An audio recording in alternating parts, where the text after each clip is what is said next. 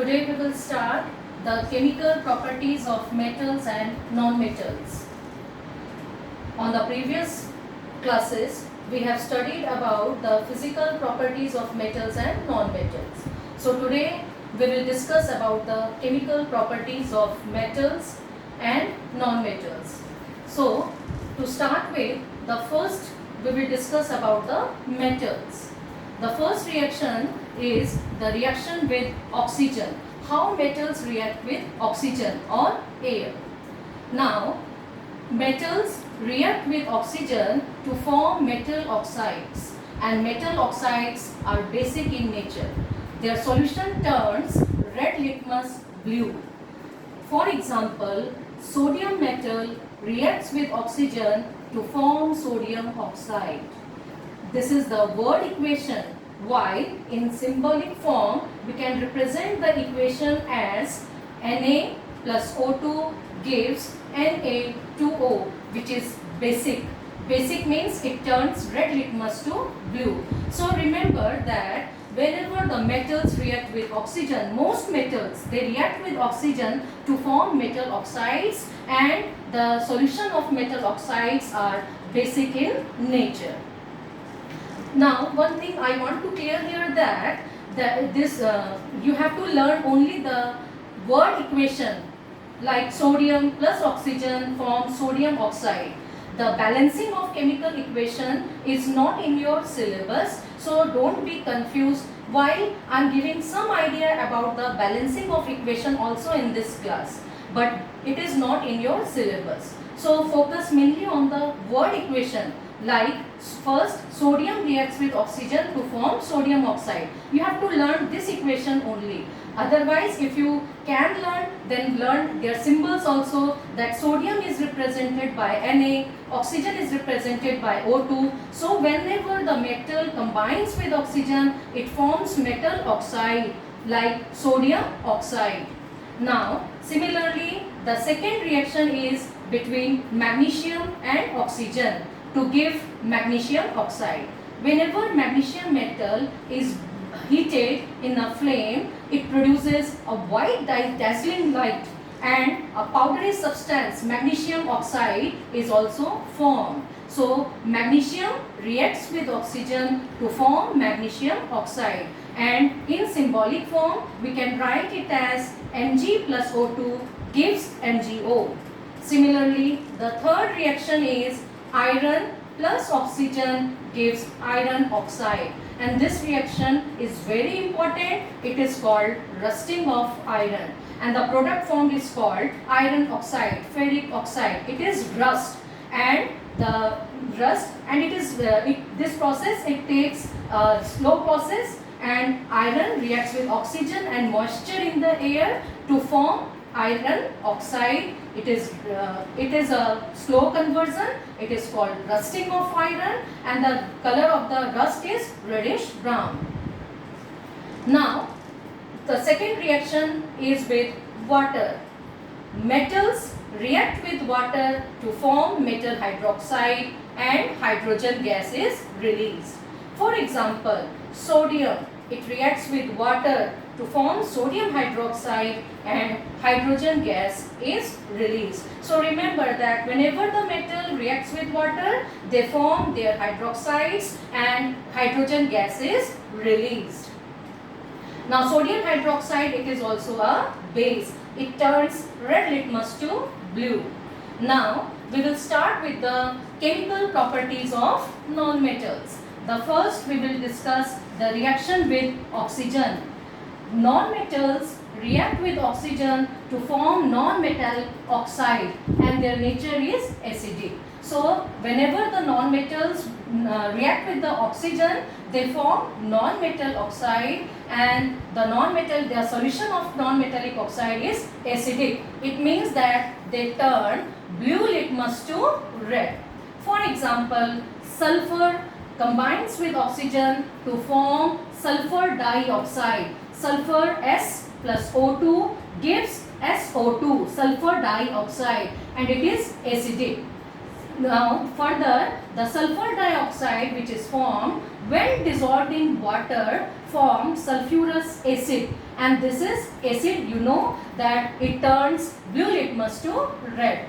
Similarly, the next reaction is carbon plus oxygen forms carbon dioxide. It is also an acidic oxide, and when carbon dioxide further is dissolved in water, it forms carbonic acid, and carbonic acid it is also a acid. Now, most of the non-metals, they form acidic oxide, but there are some exceptions.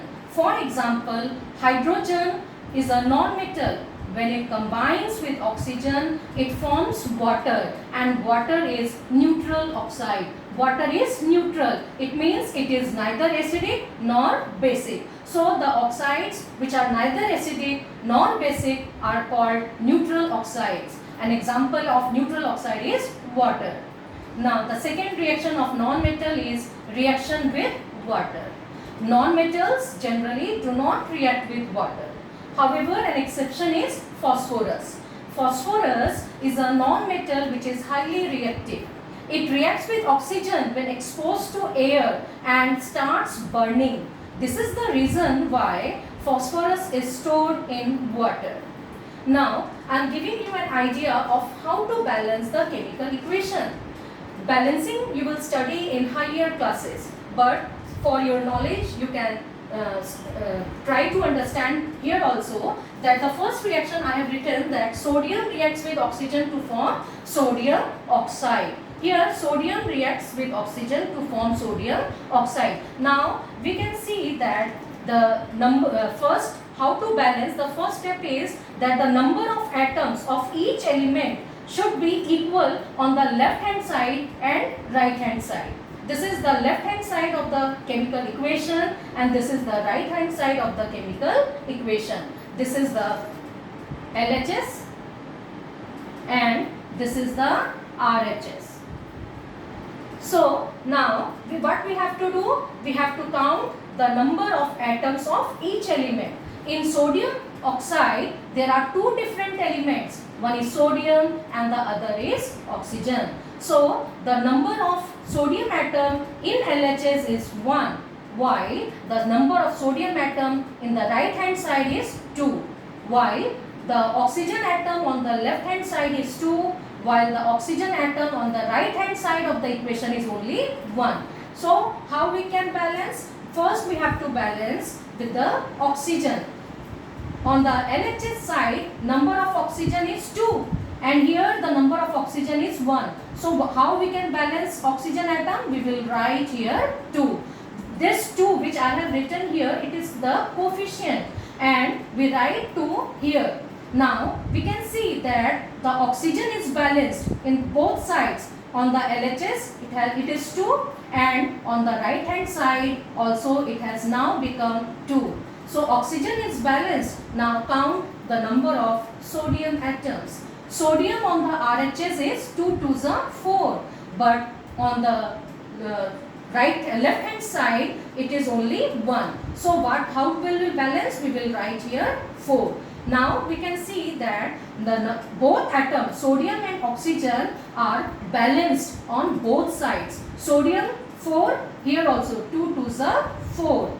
And oxygen here is 2, and also oxygen on the right hand side has now become 2. So this equation is now balanced, and this is called balanced chemical equation. Similarly, in the second equation, see, there are two different atoms, magnesium and oxygen, which combines together to form magnesium oxide. Now count the number of atoms in magnesium oxide. Here this is also LHS and this is the RHS. Now on the LHS side, magnesium is 1. On the RHS side, number of atom of magnesium is also 1. Now what about oxygen? On the left hand side, there are 2 atoms of oxygen, but on the right hand side, there is only 1 atom of oxygen. So how we will balance? We will first balance the oxygen. Here left hand side oxygen is 2. So to balance the right hand side of equation, we will write 2 here. The 2 we will write here. Now oxygen is balanced on the left hand side and right hand side, but magnesium is not balanced. So right hand side the number of magnesium is 2, but on the left hand side the number of magnesium is 1. So to balance magnesium we will write here 2.